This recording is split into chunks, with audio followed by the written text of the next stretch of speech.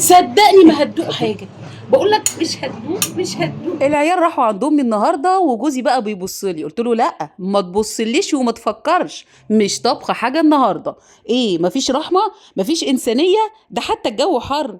وبعدين بيني وبينكم الجوع قرصني، قلت لا قومي يا بت اعملي الاكله اللي بتنقذك، دي بتخلص في 10 دقايق ومش هتعملي مجهود كبير. سمي الله وصلي على رسول الله، شجعيني باجمل لايك، شاركي الفيديو مع اصحابك وعلى صفحتك واكتبي لي طريقتك فيها، انا بجد بعشقها، سريعه ولذيذه قوي. سمنه وزيت ونزلت بكيس مكرونه، بدي المكرونه كده تحميره بسيطه لغايه ما توصل للذهب الفاتح.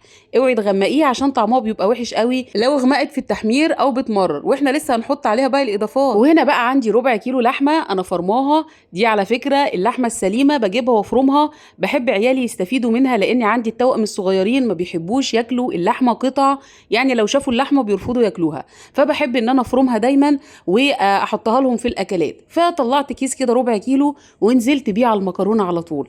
وكمان كنت مقطعه بصله كده على ايدي وابتديت اعصج اللحمه والمكرونه، ايوه الاتنين على بعض. انت عارفه طبعا اللحمه المفرومه ما بتاخدش وقت في التسويه، والمكرونه زي ما اتفقنا مش هنغمقها عشان تاخد بقيه التسويه مع اللحمه.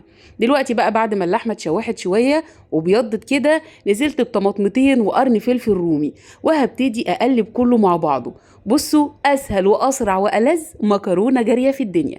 بصوا اي حتت لحمه مليانه كده ببتدي ان انا افرمها، تقدري تحطي قطع فراخ، تقدري تعمليها بدون خالص، تقدري تحطي بسطرمه لو بتحبيها، يعني الاكله دي تقبل اي حاجه وبجد منجزه قوي. دلوقتي بقى بعد ما اللحمه اتظبطت والخضار اتشوح، هحط معلقتين من صلصه الطماطم الجاهزه وهبتدي احط التوابل. هتكون عباره بقى فلفل اسود، حبهان بودر، كمان هحط معلقه من السبع بهارات، وهحط رشه من الكزبره الناشفه، وهديها الملح مش هكتر بس هي نص معلقه، وهقول لك ليه دلوقتي. كمان هحط كيس من مرقه الخضار الفوريه، طبعا دي منتجات مصريه وما بنستخدمش غيرها وعمرنا ما هنستخدم غير المصري. المنتجات الوحشه التانية خلاص احنا ما بقيناش نجيبها وكلنا متفقين على كده.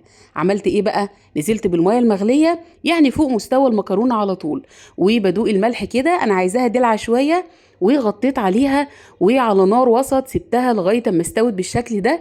وبحب اسيب بيها ايه بقى شويه صوص من تحت، ما مكرونه جاريه. هحط بقى ايه، كنت عامله بيتزا كده الاسبوع اللي فات واتبقى معايا شويه الجبنه الرومي دي في الفريزر، طلعتها الصراحه بتبقى طعمها تحفه قوي مع الجبن. لو عندك موتزاريلا رومي اي نوع جبنه انت عايزاه مفيش مشكله.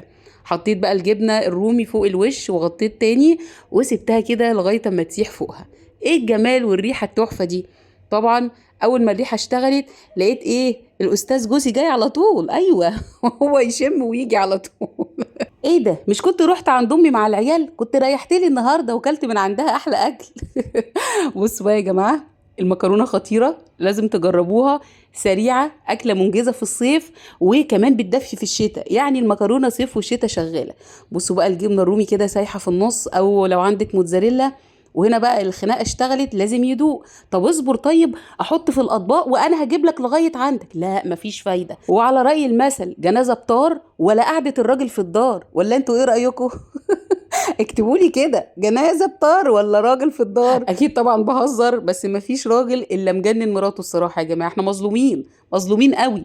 بصوا بقى رغيفين عيش وهنبتدي بقى ناكل المكرونه بالعيش، الله على جمالها، ويا سلام كمان على المحشي بالعيش. بصوا حتى السندوتش اللي عملته لنفسي خطفه من ايدي، اعمل ايه بقى؟